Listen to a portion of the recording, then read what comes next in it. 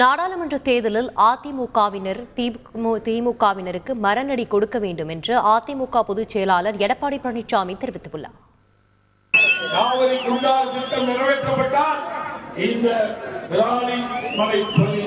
சட்டமன்ற தொகுதி மட்டுமல்ல, புதுக்கோட்டை மாவட்டமே உன்னதமான திட்டம். அந்த திட்டத்தையும் அரசியல் காழ்ப்புணர்ச்சியின் காரணமாக கிடப்பிலே போட்ட இந்த விடியா திமுக அரசுக்கு மும்பை முதலமைச்சருக்கு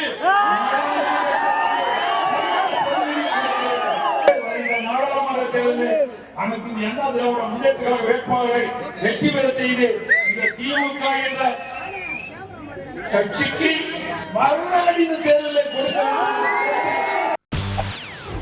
செய்திகளை உடனுக்குடன் தெரிந்து கொள்ள உடனே சப்ஸ்கிரைப் பண்ணுங்க.